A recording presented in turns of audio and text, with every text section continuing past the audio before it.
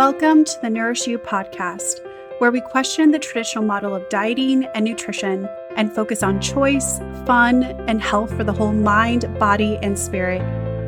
I'm Jana Maurer, a non-traditional registered dietitian and well-being expert, and I want to challenge you to take 2% of your day today, listen to this episode, and make this your health win for the day. Pop in your earbuds, strap on your walking shoes, or pour a big glass of wine, whatever you need for today, and tune out the world as much as you can for the next 30 minutes, and let's fill up your cup. Hi everyone, welcome to the Nourish You podcast. Today I'm going to be doing a solo episode because I wanted to provide some more information on the email series that I'm doing. If you are on my email list, you already know about this. If not, I highly encourage you to send me your email so we can get you on this, because I am doing a whole 8-week free email mini training on resetting your metabolism and balancing your hormones. And the reason why I wanted to talk about this is because these have really been hot topics, buzzwords that are frankly providing you with so much incorrect information. And so I wanted to take this opportunity to provide you with accurate, science-based information so that you feel that you are knowledgeable enough to make changes that fit your lifestyle. So I wanted to dive in. So again, this is a free 8-week series. We're talking about metabolism and hormones. And if this is something that you're interested in, I highly encourage you to, in the show notes, there's going to be a link. Put your email address. We'll add you. We'll make sure that you get connected so that you get this information. But today I wanted to talk about diets and how diets can actually cause our metabolism to slow down. So I really want to take this opportunity to reframe the wording in which we use. So diet is simply anything and everything that you consume. But when I am referring to diets, I am going to start saying the restrictive under eating aspect. Because what I've found, particularly with my, the coaching clients that I work with, is that a lot of women engage in dieting. Dieting is a really restrictive aspect, and they have the history of routinely under eating or dieting, being able to lose the weight, getting to a certain point where they stop, and then gaining back the weight plus more. And then in the long run, there has been a net weight gain. It's this very, very vicious cycle.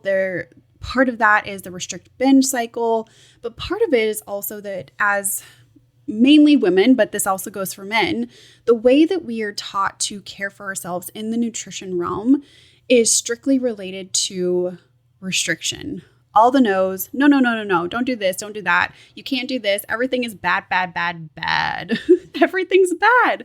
And that's not the goal of nutrition. That's probably one of my biggest pet peeves. That's not the goal of nutrition. Nutrition is meant to nourish your body so that you can perform at a really high level. And so within my coaching program and with the women that I work with, we do a lot of work on redefining what it means to nourish your body in a way to elicit weight loss if that is the goal. There's nothing wrong with wanting to lose weight. There's absolutely nothing. It's all about the means in which we go about that and how you define enough.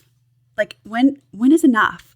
Because we also get into this huge cycle where it's like, oh my gosh, this story from one of my coaching clients, she lost 50 pounds and she still didn't feel satisfied. She still wanted 5 or 10 more pounds. That is diet culture. That is you never being enough with you. And so we really want to stop. We want to define, okay, what does it mean to be in a healthy body? How do you find enoughness? And how can we really start to support and nourish your body in a really healthy and sustainable fashion? So again, today, I just want to dive into one of the many topics that impact your metabolism and share with you why the under-eating aspect can actually slow your metabolism. Hey everyone, it's Jana, and I wanted to interrupt your content real quick to tell you about something that I've been using every single day, OWYN protein drink. I've been using it for the last year now and absolutely love this product. It's been something that's been so helpful to meet my protein needs, to meet my calorie needs, and to meet my overall nutrition and performance goals.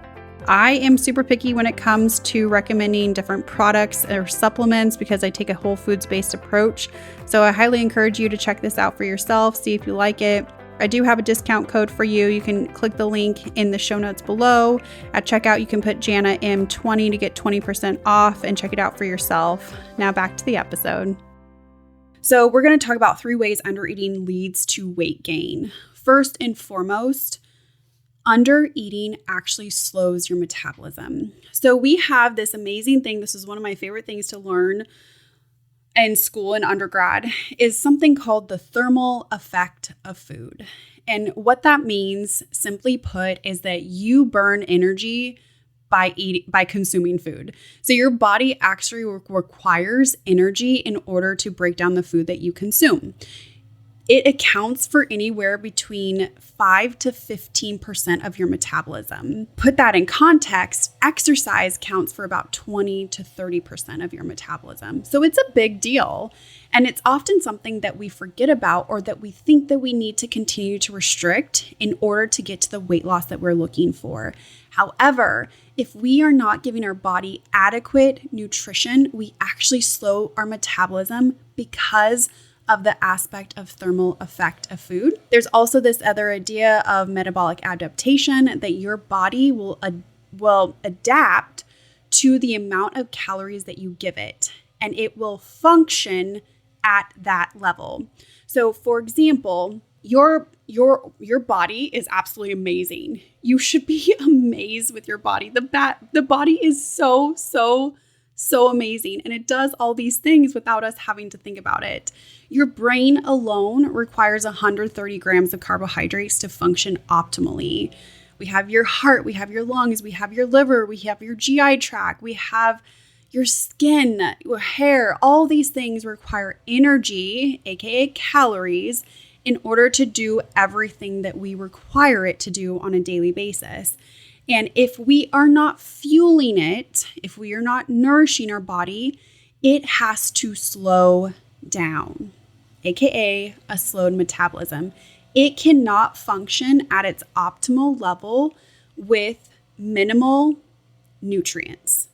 So that's point number 1. This is going to be a quick podcast today because I just want to give you little nuggets, little nutrition nuggets that you can really listen to, take in, and then listen to this again. Because for a lot of you that are tuning in, this might be the first time that you're hearing it. Now, if you're a coaching client of mine, you might already have heard this, but it's so good to get this information because in society, we get all the other information, and that can really crowd out from us really getting factual information that give you results. So number 1, undereating, restrictive diets, not meeting your needs actually leads to a slowed metabolism. Number 2, undereating for long periods of time can lead to reactive binge eating. So this gets into the restrict binge cycle. Again, something that I work with my coaching clients on is when you restrict, your body can only do that for so long before it says, I need food, feed me. It can only do that for so long, and it will do everything in its power, mainly related to our hormones, so cortisol, insulin, ghrelin, leptin, all of those hormones, which is something that I share in my 8-week email mini course. So again, if this is something that's of interest to you, I highly encourage you to click the link in the show notes and add your email, and we'll get you added. But this is something that happens where the body really takes over and says, all right, if you're not going to listen to me, I'm going to make sure that all these hormones go wonky on you, and so that you give me the energy that I need. So again, we have to stop and pause and say, thank you, body for keeping me alive. You're doing what you need to do so that I can keep doing all the things that I require you to do. So the restrict aspect, the undereating aspect, 100% normal to have increased cravings, increased hunger, increased binge eating behavior in order to attempt to get your body into homeostasis. So anytime that an individual is coming to me struggling with binge eating, I always like to do a breakdown of what does their normal eating pattern look like, and are there opportunities where they are under eating throughout the day?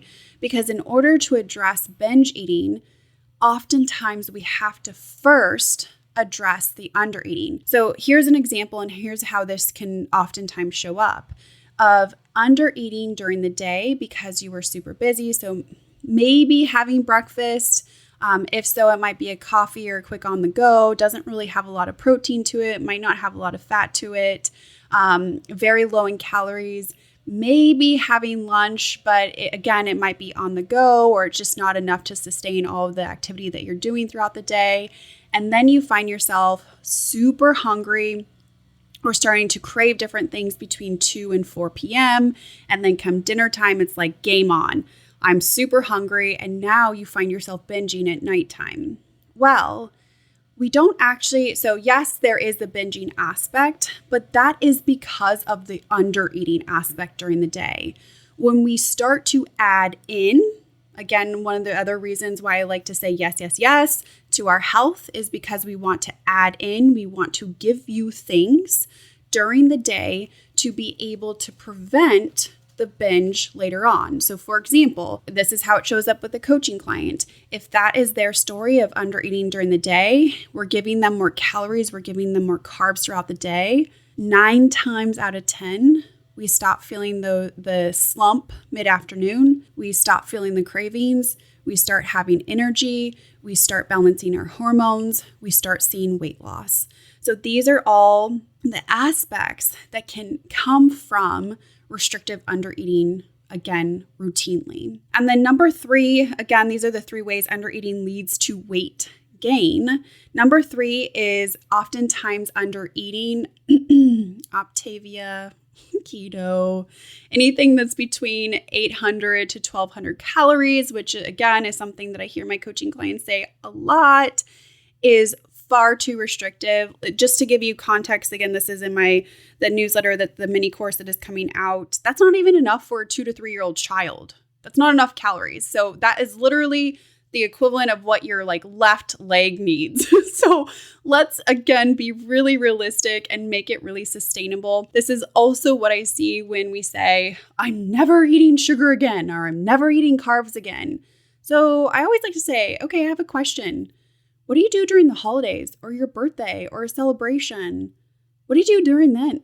Those times? Are you not going to ever eat it again? No, I'm never going to eat it again. Girlfriend, let's get real. Why?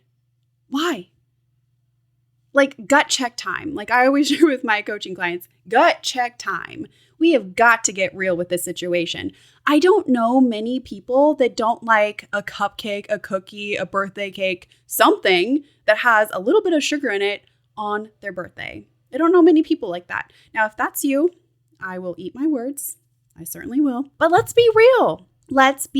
Here's reality. I know that I eat a little bit too much sugar, and I need to modify that.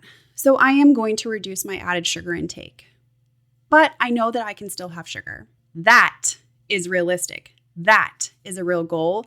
And that sets you up for success long term. So these are the things that we have to really check ourselves and saying, in what way are we operating in the black or white, all or nothing mentality? Because when we're operating from that front, it never sets us up for success when it comes to health or wellness or longevity or anything of that nature. It sets us up for quick fixes. It sets us up for more restriction. It sets us up for feeling like more of a failure. It sets us up to constantly feel like you are doing everything wrong and you can't get it right. Now, that is not a good mindset to operate from. That is not the goal of nutrition. That's not the goal of health. The goal of it is to feel abundant, to feel empowered, to feel confident, to have self-esteem, to be able to know that you can do this throughout the rest of your life, because your health is your job the entirety of your life. That is the reality of it. So I could go on and on and on. I get so passionate about this area, but like I said, I'm keeping it quick today because I want to give you these little nutrition nuggets to take with you, to think on, to say, okay, how is this showing up in my life? What are the things that I need to modify? How can I be more realistic? How can I nourish my body but still get the results that I want? How can I really support my metabolism? How can you do this so that is sustainable for you? I would love to hear, put in the comments, or, if you are on the email newsletter, send me an email, or if you're listening to this on the podcast, comment below, like what really stood out for you. I would love to hear from you. All right, until next time, enjoy. Thank you so much for taking time out of your day today to tune in. If you loved today's content, leave me a review letting me know exactly what you liked best, and remember to share my podcast with others to join the Nourish You community. If you want more great content like this between episodes, I encourage you to join my mailing list. You can click the link below in the show notes or check out my website at www.healthwins.org, and let's stay in touch. Until next time, I'm Jana. Talk soon.